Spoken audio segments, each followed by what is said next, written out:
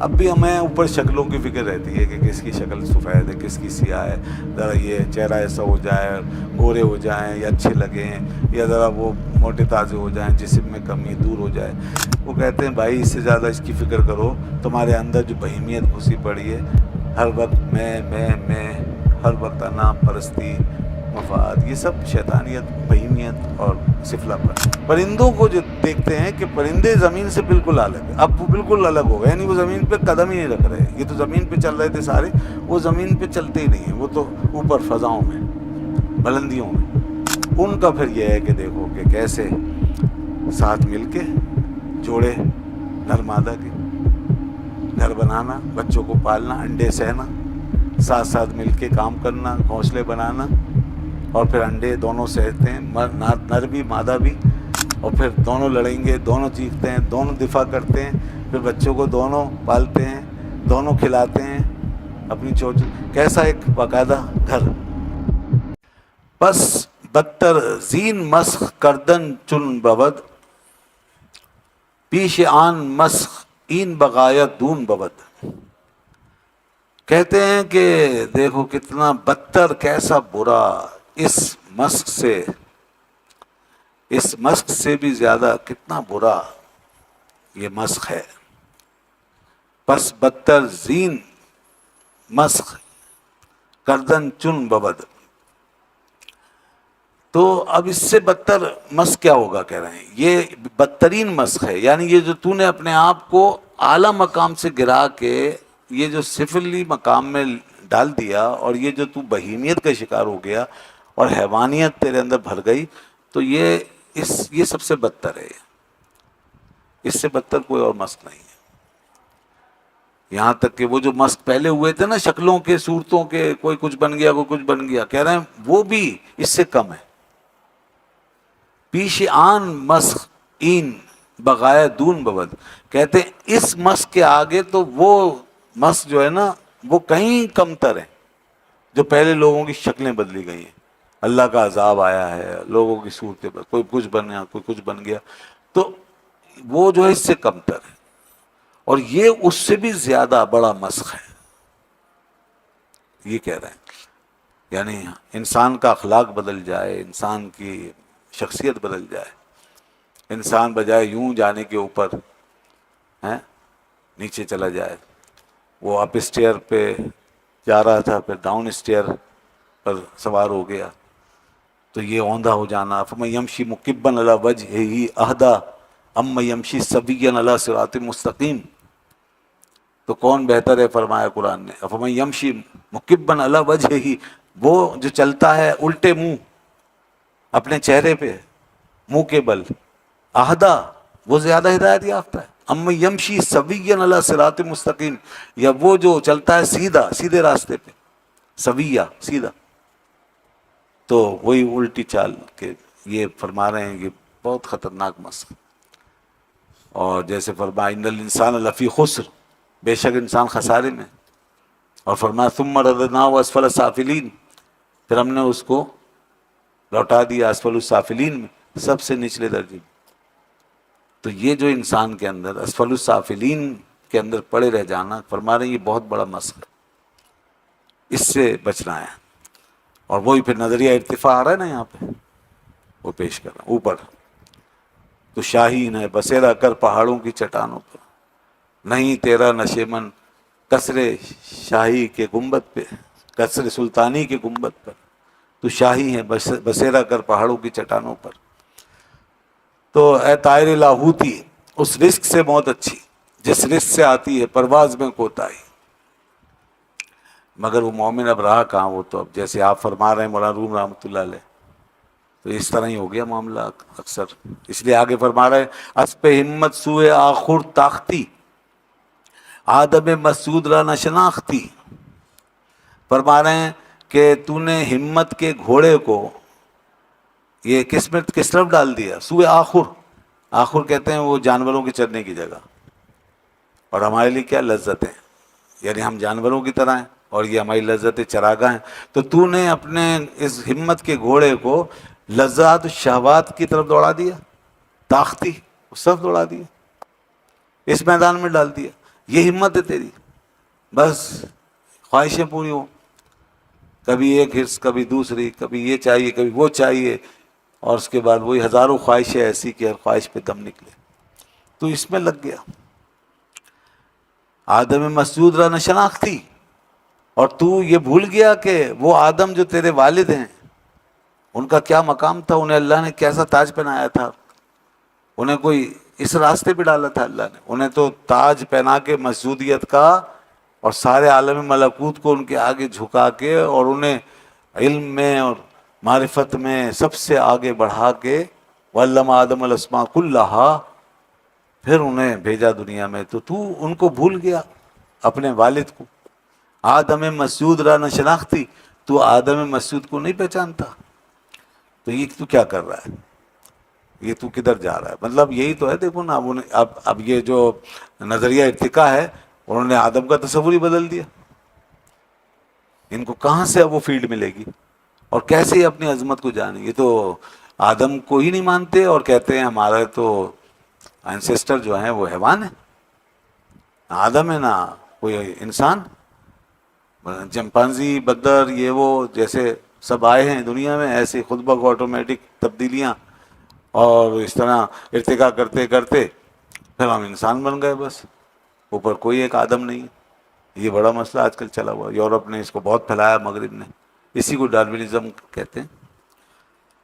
تو یہ تو آدم کے منکر ہو گئے. اور آدم ہماری فضیلت اور حقیقت کی بنیاد ہے کہ وہ جیسے ہوں گے وہ ہم میں ریفلیکٹ کرے گا، وہ جو کچھ ہیں وہی ریفلیکٹ کرے. اللہ نے سب پہلے ان میں رکھا پوٹینشیل ساری چیزوں میں. علم سے شروع کیا اس لیے کہ انسان اسی راستے پہ اب آگے بڑھے گا، بس معرفت، علم اور معرفت.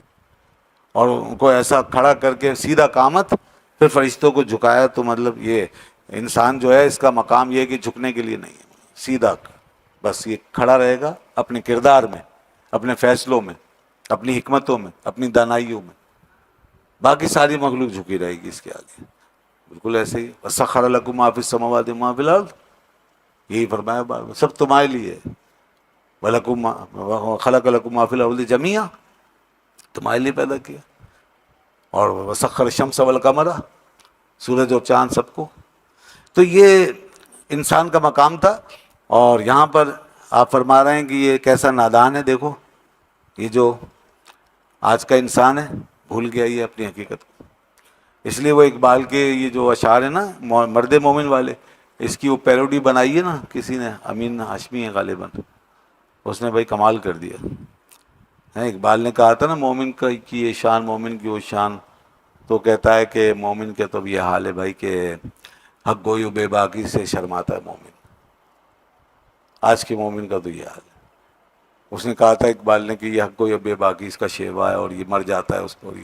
وہ کہہ رہا ہے حق گوئی و بے باکی سے شرماتا ہے مومن، اور چالاکی و روبائی پہ اتراتا ہے مومن. اب اس چالاکی چاہیے، روبائی چاہیے. روبائی معنی لومڑی والی حرکت ہے. چالاکی و روبائی پہ اتراتا ہے مومن. اور جس رزق سے آتی ہو پرواز میں کوتاہی، جس رزق سے آتی ہو پرواز میں کوتاہی، وہ رزق بڑے شوق سے اب کھاتا ہے مومن. وہ دیکھو انہوں نے کہا تھا کہ اس رزق سے موت اچھی جس سے پرواز میں کوتاہی ہے. انہوں نے بالکل اس کا بتا دیا. آج یہ ہو رہا ہے بھائی اقبال صاحب، آپ تو چلے گئے اور آپ کا جو مرد مومن ہے نا وہ یہاں یہ کام کر رہا ہے، یہی والا رزق کھا رہا ہے جس سے آپ روک روک کے گئے. وہ رزق بڑے شوق سے اب کھاتا ہے مومن. اقبال تیرے دیس کا کیا حال سنو، دہقان تو مر کھپ گیا اب کس کو جگاؤں. وہ کہے دہقان کو جگاؤ، دہقان کو جگاؤ. مار دیا دہقان کو آج خبیثوں نے، آج شیطانوں نے. آج کے مر گیا مزدور، مر گیا دہقان. اب تو سب امیر امیر رہ گیا، جاگیردار رہ گیا، زمیندار رہ گیا، اور بڑے بڑے فرعون رہ گئے، نمرود رہ گئے.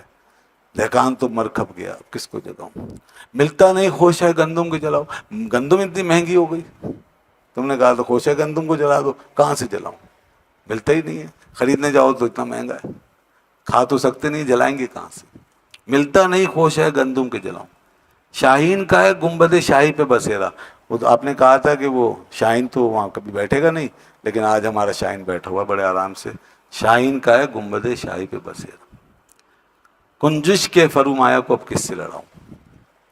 آپ نے کہا تھا کہ اس کو کنجش کو اس سے لڑا دو، چھوٹی چڑیا ہے، اس کو لڑا دو اس سے عقاب سے، ٹھیک ہے نا. تو اب کس سے لڑاؤں؟ شاہین تو وہاں گنبد شاہی پہ بیٹھا ہوا، کنجش کے فرمایا کو اب کس سے لڑاؤں.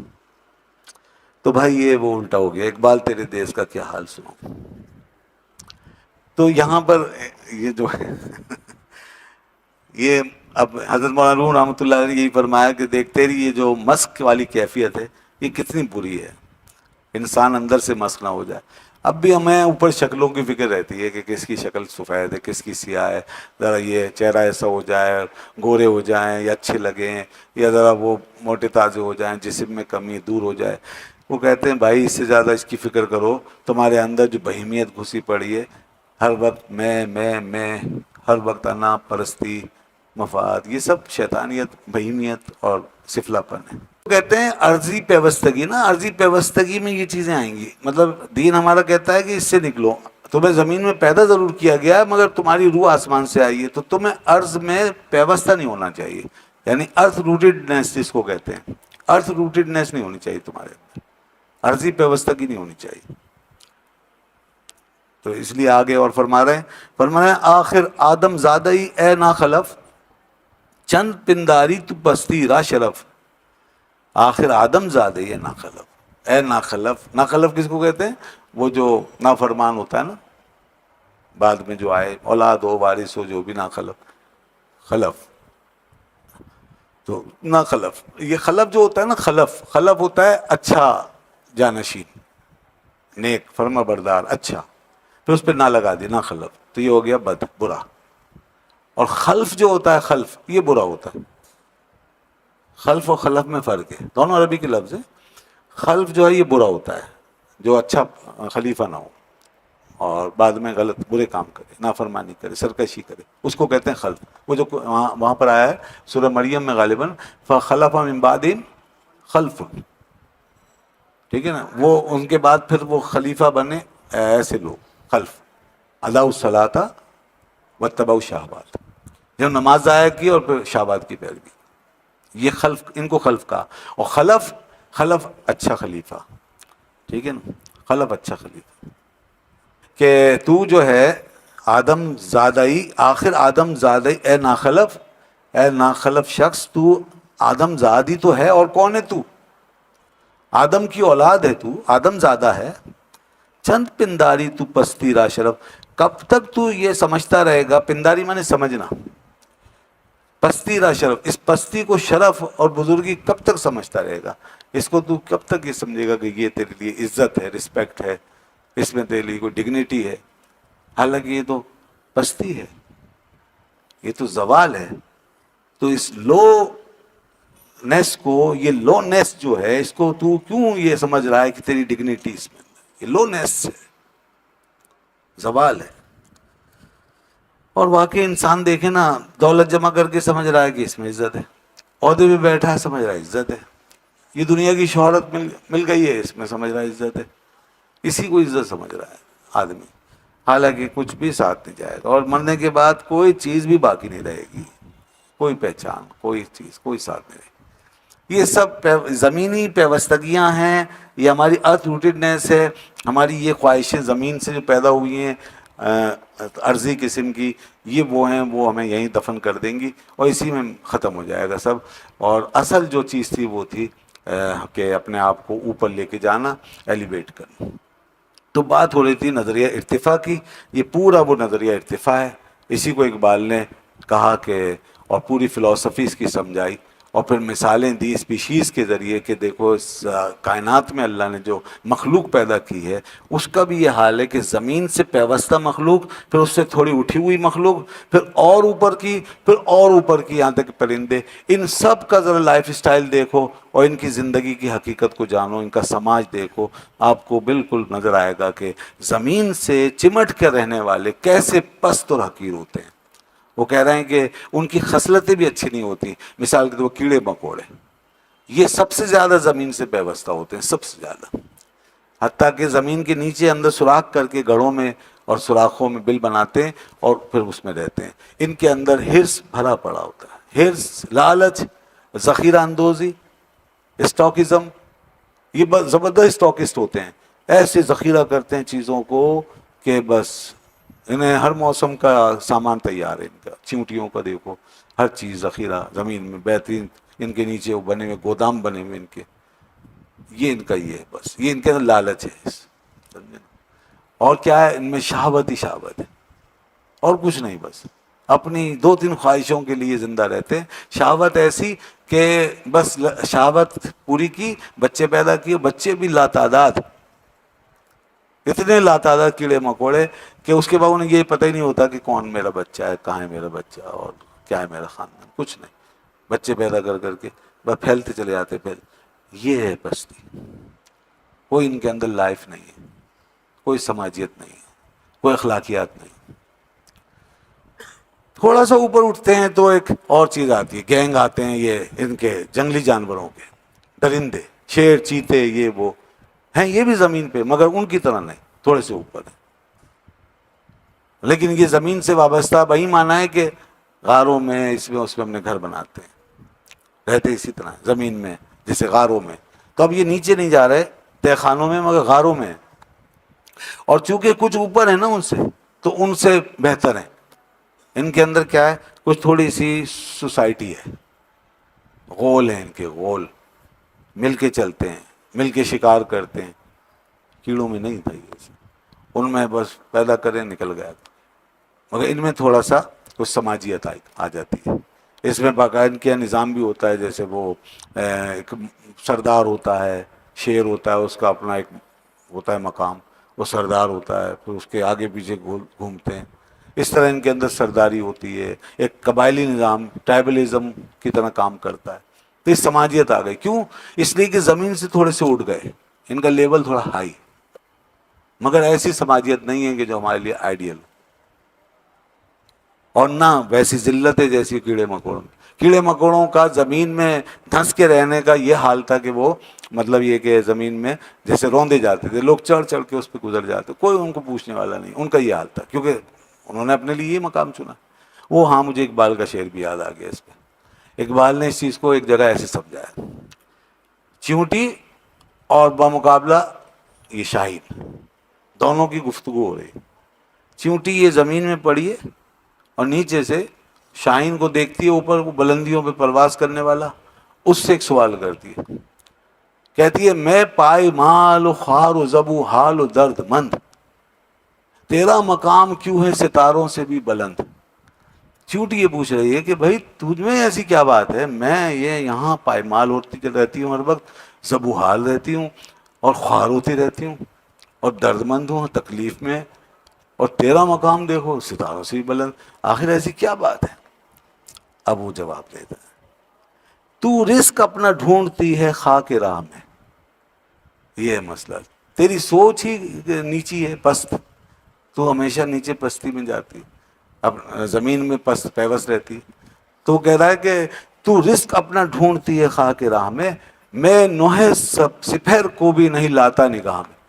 میرا حال یہ ہے کہ یہ جو آسمان کا کنارہ ہے نا، میں اس کو بھی نگاہ میں نہیں لاتا، میرے لیے یہ بھی کچھ نہیں، میں اتنا اوپر جاتا ہوں. اور تیرا حال یہ ہے، تو کھانے کے لیے نیچے جاتی، تو پینے کے لیے نیچے جاتی، تو رہنے کے لیے نیچے جاتی، تو زندگی گزارنے کے لیے نیچے جاتی، اور میں آسمانوں کو بھی کوئی اہمیت نہیں دیتا، میں اتنا اوپر جانا چاہتا ہوں. تو بس یہ فرق ہے. یہ ہے وہ اقبال اس فلسفے کو یہاں بس چیونٹی اور شاہین کے اس قصے میں سمجھا دیا، نظریہ ارتفاع. تو اب وہ جو درندے تھے نا وہ ذرا اوپر ہو گئے. پھر اس کے بعد کیا ہوا؟ پھر تیسری قسم کا تیسرا لیول آیا، وہ ہے ان کا بھیڑ بکریوں کا، گائے بھینسوں کا.